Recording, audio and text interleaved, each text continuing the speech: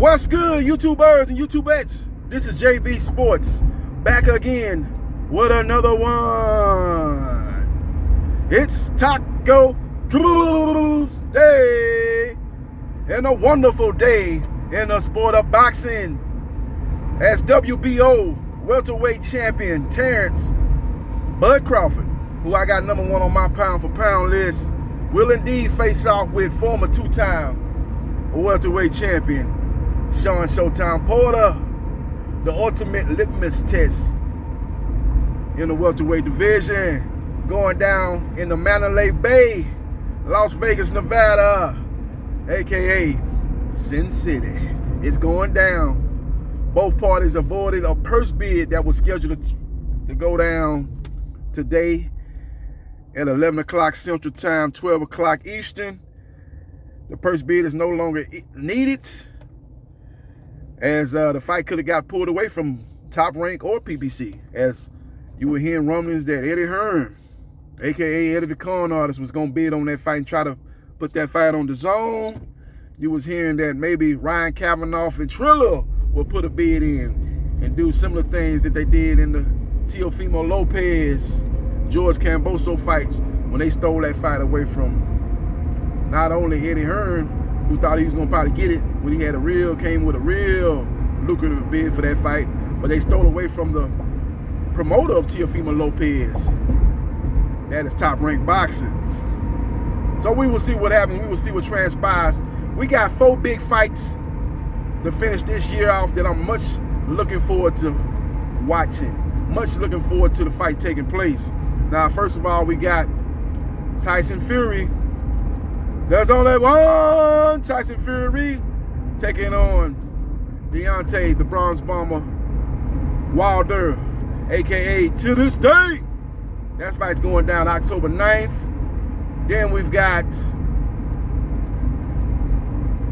but before that, I'm gonna give this fight its just due. It's a real big fight over there in the UK, and it's a big fight over here in the United States, because hopefully the winner of that fight will take on the winner of Fury Wilder 3. I don't think that's going to be the case if Usyk wins, but it's definitely hoping to be the case if Anthony Joshua wins, because I know Anthony Joshua has a rematch clause in the contract if he loses to Usyk that states that he gets an immediate rematch, so he is able to get his belts back, similar to the same contract that he had in the first Andy Ruiz fight. Now that fight between Anthony Joshua, who's a unified heavyweight champion, will take on the former undisputed cruiserweight champion Alexander Usyk. I don't know what this fascination is with Usyk, man. He's a solid fighter, but you know, it's kind of like with the fascination they had with Vasily Lomachenko. You know, they keep talking about this guy's skill level as is so high, but when I've seen him fight, his skill level is high, but it's not nothing that I ain't never seen before in the sport of boxing. He's got decent skill, but he ain't no more skilled heavyweight than Evander Holyfield was when he was fighting at light heavyweight. I think he dabbled in cruiserweight too. I think he went up from light heavyweight to heavyweight. As the cruiserweight division wasn't really even around, I don't think, at that point. If it was, it wasn't a glamour division. But pretty much, he's doing the same thing Holyfield did, coming up to from a lower weight to heavyweight. And I don't see his skill level higher than prime Evander Holyfield. So I don't know what the fascination is. It seems like these guys that come over here from overseas, they get graded on a curve. Oh man, Usyk, man, this guy's skill level is second to none, man. This guy's got to be one of the most skilled cruiserweights in the history of boxing. Yeah, cruiserweight division is not a glamour division. He probably is the most skilled the most skilled cruiserweight in the cruiserweight division. But to make it seem that he's one of the most skilled big men to ever come along in a long time, man, I think it's overblown, man. I think it's overstated. That's just my opinion, but that's neither here nor there. That fight's going to be going down September 25th. Anthony Joshua versus Alexander Usyk. Now that will kick off the 4 big fights to finish off 2021. And then again, we got Tyson the Gypsy King Fury taking on Deontay the Bronze Bomber Wilder 2 weeks later, October 9th. And then we got undisputed on the line in the super middleweight division, when a lot of people's top dog in the world of boxing, man, number one on a lot of people's pound for pound list. Not mine, but a lot of people got him number one on their list, and that's Canelo Alvarez taking on Caleb Sweet Hand Plants for undisputed at 168 pounds. The winner of that fight will be the Ring Magazine super middleweight champion, will be the top dog, and will be able to stake their claim as one of the best fighters in the sport of boxing. So we will see what happens, and we will see what transpires, and then we finish pretty much the year off, in my opinion, as far as big fights. Maybe they announce a big fight in December. I think Gervonta Tank Davis is gonna fight in December. Let's see who he fight. I'm hearing that it could be Riley. Oh, Rolly on the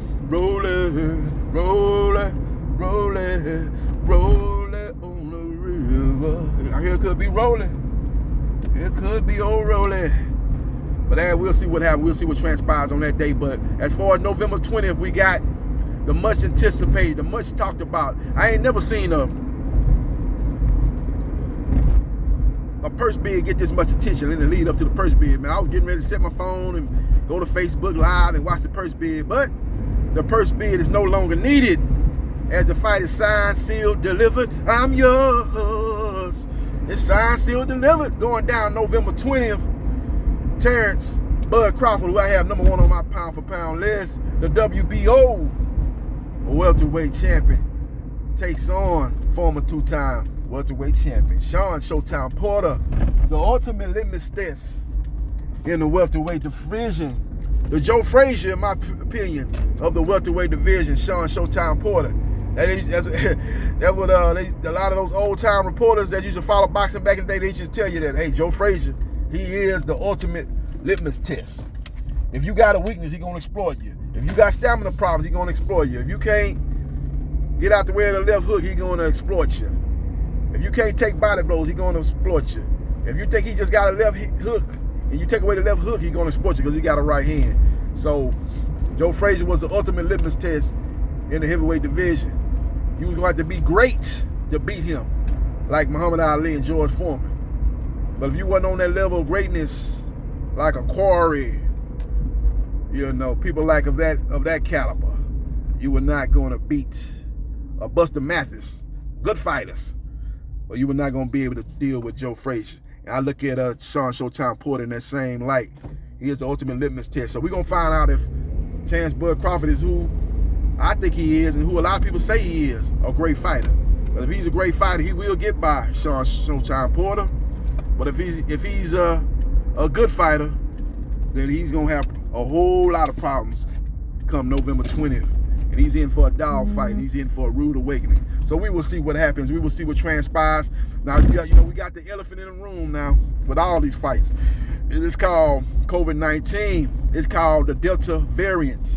So we just hope these fights do not fall through. These fights do not get postponed. But you always got to look at this COVID-19 in the backdrop of these fights, that it could end up sabotaging these fights and getting these fights ultimately postponed, and we might not see any of these 4 fights that I just named until the first quarter of 2022.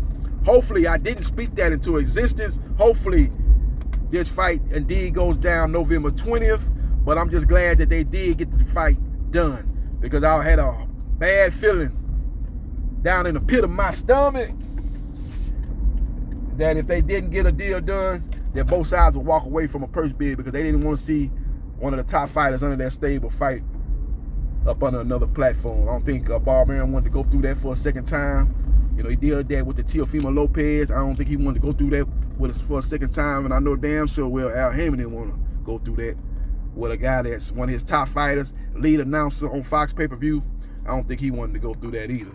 But all well that ends well, huh? As it goes, all is well that ends well. And we've got to fight November 20th. And I think Terrence Bud Crawford will win this fight, but he's going to have to make some adjustments. He's going to have to adjust to the style, unorthodox style of Sean Showtime Porter. He's a bull in the china shop. He comes in with a lot of pressure, and he's so athletic, he gets away with it. He doesn't come in with the jab like when a lot of pressure fighters do. They jab their way in, and they cut the ring off, and they go to the body. He kind of bull rushes his way in. He's so athletic, being a former football player. I think he's a former running back. He's able to get from point A to point B and close the distance at a very fast pace, a very ferocious pace. And it should be up to Terrence Bud Crawford and his team led by Bomac to make the proper adjustment. I think he will start timing Sean Porter coming in. I think he'll start catching Sean Porter coming in. Sean Porter will have to make an adjustment. Now, Sean Porter is shown to be a better boxer on the outside in his recent fight. Fought very well on the outside against Errol Spence Jr. In his last fight against Baby Formella, fought well on the outside. So he showed different dimensions to his game. So he's just not a guy that's just going to bull rush you all night and make it a real grimy physical fight. He can fight on the outside too. Got a decent underrated jab. He's got a good straight right hand, and he's got a good check hook to the head and to the body. So Sean Porter is a versatile fighter. You know, Errol Spence Jr. called Sean Porter before their fight in-shape street fighter. I think he kind of sold Sean Porter short. I think Sean Porter has got a style that is unlike any fighter in boxing today, and he's pretty much mastered that style. And when you master style, no matter what style, it's a technique to it. It's a skill set to that style. And I think it will pose problems to Terrence Bud Crawford. But Terrence Bud Crawford, in my opinion, is the smartest boxer in boxing today. He got the highest boxing IQ since Floyd Mayweather Jr. He will make the proper adjustment. He can go from southpaw to orthodox style. He is a switch hitter, and he'll make the proper adjustment. Now, his last couple of fights, he's come out in a southpaw stance. I don't think he would do that. I think he probably come out in the orthodox stand. I think he's going to probably fight this fight like he did with the Felix Diaz fight. Felix Diaz was a guy that was a pressure fighter, not to the degree of Sean Porter, but he style is similar to Sean Porter. Felix Diaz, I don't know if you guys remember that fight. That fight took place about 5 years ago. A lot of people thought Felix Diaz was going to give Terrence Crawford a lot of problems. That was not the case, as Terrence Bud Crawford boxed circles around him. I don't think he's going to be able to do that as easy as he did it with Felix Diaz as he's going to do it with Sean Porter. I think Sean Porter's got more dimensions to his game. Like I said, he can fight on the outside a little bit more. But I think the jab is going to be the key for Terrence Crawford. He's set the jab up. He's going to have to time him coming in with the right hand to get Sean Porter's respect. If he's able to do that, I think Sean Porter will kind of slow down his bum rushing tactics, and I think that'll play into the hands of the #1 fighter, in my opinion, in boxing today, Terrence Bud Crawford. I look for him to win a unanimous decision. I don't think it's going to be no 10-2 or nothing like that, or 9-3. I think it's going to be something like 8-4. You might even see 7-5 on some of the judges' scorecards. But I think he wins a comfortable decision against a game, rough, rugged litmus test, Sean Showtime Porter. I'm just so excited to see this fight. These are the 4 fights of the year to finish the year out, which has been a very disappointing 2021 so far. Now, these fights have not actually happened until these guys in the ring and they about to sound that bell and we finna start round 1. So hopefully we get to that point, but I'm just glad to see that we got the excitement level up for these fights that are about to transpire, hopefully, in the coming months. So we will see what happens, and we will see what transpires. Joshua Usyk, September 25th. Fury Wilder 3, October 9th. Canelo Plant, November 6th. Crawford Porter, November 20th. Now, for what I'm hearing, the fight's definitely going to be on ESPN pay-per-view. Now, will Fox pay-per-view be part of the programming? It'll be a joint pay-per-view. I don't know. I would think it's probably not. I'm still waiting on the details to come through. I would think it's probably not, because the PBC got a big pay-per-view fight 2 weeks before, November 6th, with Canelo versus Plant. I don't know if they're going to want to do another pay-per-view 2 weeks later. I think the best case scenario will be ESPN pay-per-view will be doing this fight exclusively. Now, it might be a small chance that they will put it on ESPN pay-per-view and Fox pay-per-view, but Top Rank will be the lead promoter for this fight. That could be the case. That probably is the likely scenario. It's either ESPN pay-per-view and it's a solo promotion with Top Rank and ESPN, or it's an ESPN Fox joint pay-per-view with Top Rank being the lead promoter. So we will see what happens, and we will see what transpires. Let me know your thoughts. Who you like in this particular matchup? Terrence Bud Crawford versus Sean Showtime Porter.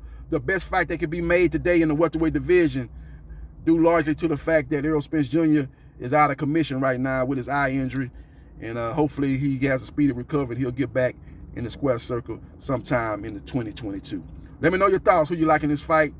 And let me know your thoughts if you think it's going to be a knockout by either fighter, and predict the round that you think the fight gets stops in. Let me know your thoughts, and subscribe to JB Sports, the man, the myth, the legend. And I'll holler.